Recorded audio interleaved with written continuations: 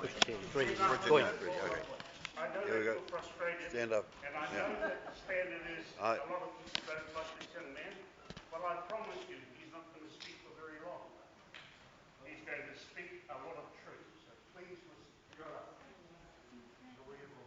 Thank you. My name is John Wanoa from here on the East Coast. I'll leave the Maori for one day. I'll speak Maori, I promise. But I'm here because no one's talking for the king, and that's our partner. He's our commercial trading bank partner. I'm here to tell you how to make the transaction go in reverse. It's a very hard subject for anybody to understand how they use the instruments to take anybody's land. In anything that captain on the ship proclaims belongs to the king, you're now tenants all over as occupiers of the land. It still is today. Now what I'm putting together with Kingi and Manahi, Parapara Mohini and Andi Waitai and Tupi down at Opotiki, we're putting together a native title, a real native title, and go back to the beginning and follow the boat right back to where it came from, the West Indies. So, to cut it short, King William III, that's in 1600, created the Bank of England. That's the start point. He created the banknotes. That's the next point.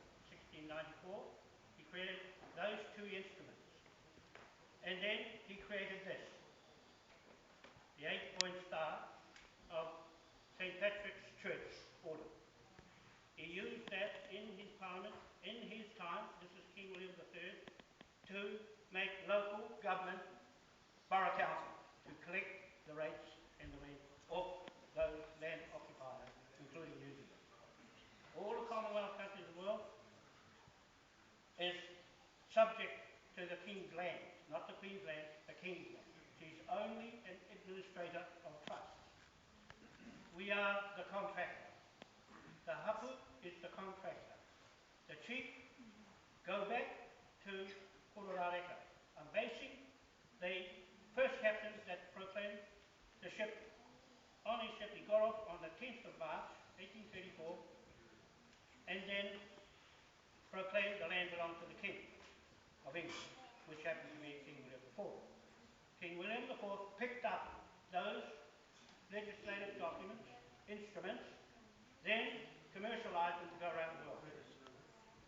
And then, 1830s, prior to that, Chief Hongiheka and Te Ra Waikato Paraherehere Manukau went to England, to Cambridge, and there Hongiheka was taught combat, commercial style combat, to seize land for the king. And Te Ra Waikato Paraherehere, it broken down to Te Ra Waikato. He was responsible for putting the deeds together for land titles in a native court, which was to become the blueprint for all the indigenous native lands in the world, of the King's lands where the Queen went to take it over. Now, I'm just telling you this because it's better to tell you so you won't forget. This is what we're doing on Waitangi, the 3rd, the 4th, the 5th, and the 6th, to pass the proclamation over from the chief, to proclaim the land belongs to the Hapu chief and not the king or the queen. You had to do that in order to break the lease on the land. Only the contractor, only a king, this stuff, all his, I'm wearing it in front of the world, by the way, because we're allowed to, as his contract partner. It's all about commerce, and to get land back, you have to undo the lease. And that's my profession as real estate, is to go back into the real estate deed and undo it. So I'm setting up the documents to take it to Waitangi. This time, it was only going to happen this year. At the 8th hour, when Trump is going to be president, it's all going hell after that. It's all going to hell after that because the Queen has summoned them to come to Buckingham Palace. You see on the Queen's side, that side, the King's side on this side. Two different crown contracts. King contract here, Queen contract 1840, and the 1835 Declaration of Independence. Here, 1834 Declaration declaration of war flag. Two flags, the same flag, different dates, different contracts. This is the one I'm wearing for the contract as the partner to the Navy Chief. The Navy Chief in Britain has got the legal documents from the Chief and Kingi's signature on it. On behalf of all the chiefs, I must tell you that it's your title. It's your title that I'm putting it together, and those people at Kurarareka is responsible for that land and that native court. Just not to hinder anybody else's interpretation of the flag, but I'm just telling you what that flag really is. The 8-point star on the full corner of the earth, blue, Admiralty is mortgage lien. You'll never get out of it. You'll never get out of the lien of this until a king comes along and takes it off. That's my job, to go to England with the orders from the taumata or Waitangi, collectively to say go. I can't go and do anything until they say go. The other ones that have died, Moai, Manukau, and all the rest of them, said go. They had no money to go. So it wasn't the right time either.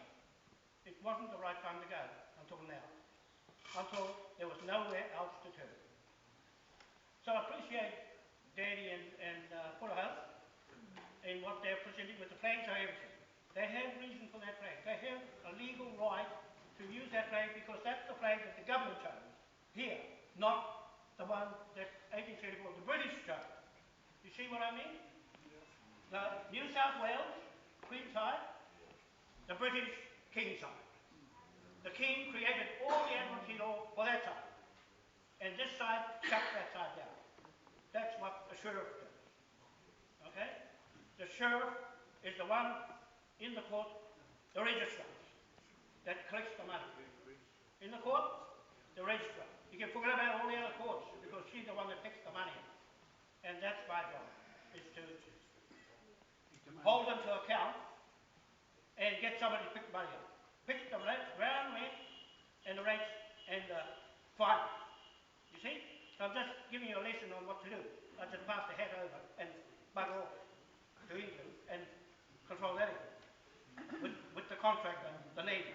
The Navy here is hiding behind the Maori iwi with our Navy contract. They put their contract in front of it and they won't turn up on Kurarareka on the 10th of March when I went up